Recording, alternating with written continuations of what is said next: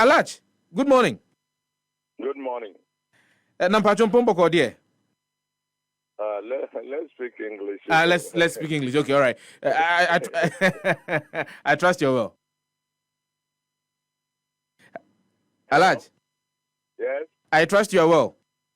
Okay, I'm doing well. I'm managing. Alhaj says that he's managing. So if Alhaj, you are managing, what will we do then? We are all managing in this country now. Alhaj, you're talking about transport system or transportation system in the country and the cost involved.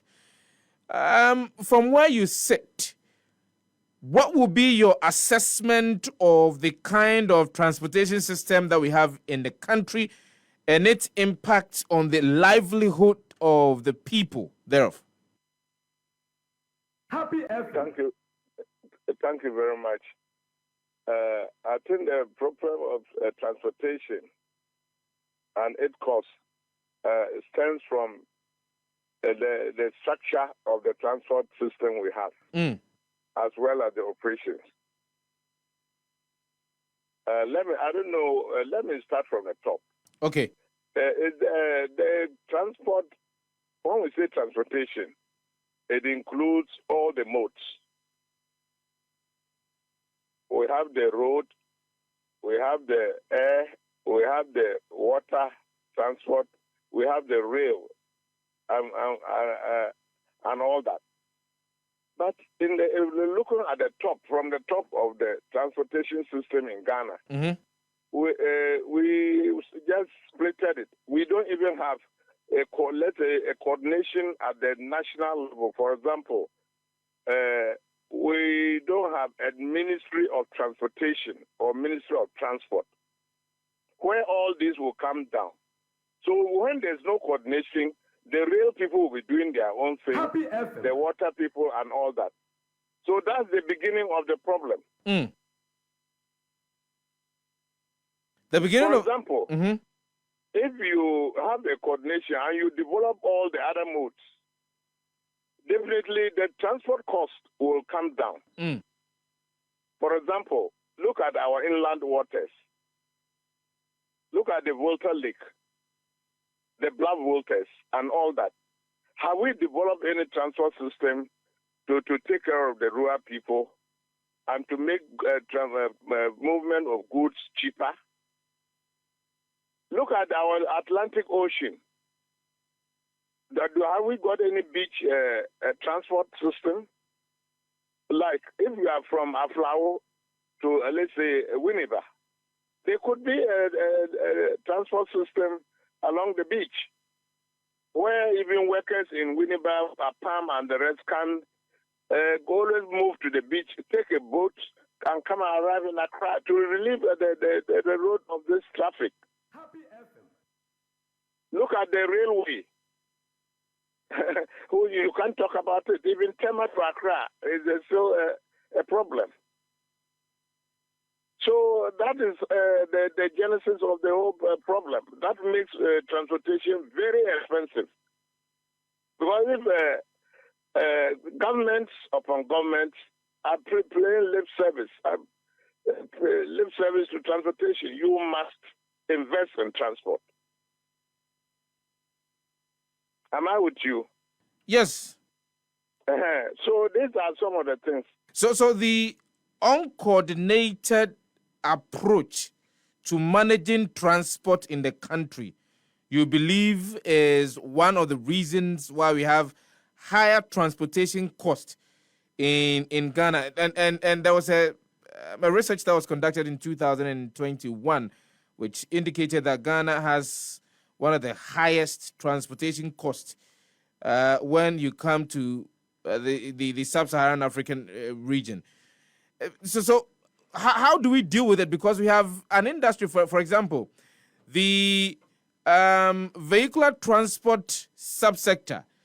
We have an industry that is dominated by the private sector. How did we get here? What do we need to do if indeed we would want to ensure a reduction in the cost of transportation, particularly by road? Yes, thank you. We always say that the government has no role, but government has very role. For example, let me just take Accra, for example. There are Yalolo, Mm-hmm. which is supposed to let me leave my car and join it. And when there is a system like that, you should be attracted to join the bus. But look at Yalolo moves like any other trotro. There are no dedicated lanes to it. There are no good bus stops to it. You can't even sit in it and read your paper and know that I'm getting to this point at this time. So we have to develop our mass transportation system. Where do we start from? We just have to reactivate all these things are on paper, on paper, and policies. But look at, I'm just giving Ayalolo because it's so the one. But find out, Ayalolo is now more or less being managed by private people. Is it that the government is not really committed to expand the transport infrastructure in the country to open up the country, or what? That's what I just said. I said you can't play tricks with transport infrastructure. You can't play propaganda with transport infrastructure. You can't play politics with it. You feel people are playing politics with transport infrastructure in the country? No, because the point is that you need investment. We need an integrated transportation policy. That's what I'm saying, with all the modes, so that any government that comes will just continue with it. For example, we have been talking about expanding even the motorway. Mm-hmm. How many years now? How many years? The roads are bad. And then because the politicians have 4 years, he wants to just do something, just put something on the road to show that I'm doing something. But a long-term good roads, lasting roads, will take time. And we are not saying government should spend money. Government should bring out policies that, for example, BOT. Build, operate, and transfer. Yes. I've been to South Africa. I was traveling from Polokwane to Johannesburg. I saw the road, and I asked my colleague who is in South Africa, how do you people build these roads? He said, oh, my brother, the government hasn't done any. They haven't done it. It's just private people who build them. They will operate and transfer to government. And you have the feeling that that same approach can work in Ghana in terms of attempting to develop our transport infrastructure, particularly roads? Yes. But why if I can work in other countries like South Africa, why can't it work here? And the sad aspect of it is that we pride ourselves of having all the minerals that are needed in the world. And the management is not a problem. And as I've said, infrastructure, transportation needs investment. And let me look at even the water transport I was talking about. Mm. If we develop the Volta Lake, you know, sometime around 2010, 20 thereabout, the 80s, the German government came with this Volta Lake transport system. It was working. Now it has virtually collapsed. It could take goods all our way to Butte, so that the big trucks that are between Accra and Kumasi roads will be taken off the road. And it will be cheaper, so that eventually it will trickle down to the citizens. So if I'm hearing you right, one of the core things that we will have to do is, number one, have an integrated transportation policy. Yes. If we are to relieve the masses of the cost of having to transport themselves from one point to the other via roads, it would mean Yes. that we would need investment in the other means of transportation. Number one, water transportation, and number two, railway in the country. This government Number has... three, the beach transport, beach transport. Number three is beach transport. Yes. One of the things that this government has been talking about has been expanding or redeveloping our railway system. What will be your assessment of the works done by this government so far? You are talking and talking. Are they working? Are the roads?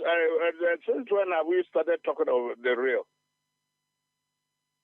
We've heard in manifestos that we are going to railway from here to Paga and to Ouagadougou and all that. Imagine if there was a railway system from here to the north.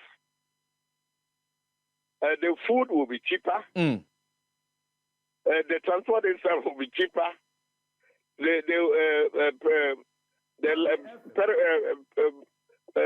Farm produce being rotten and the rest will be a thing of the past.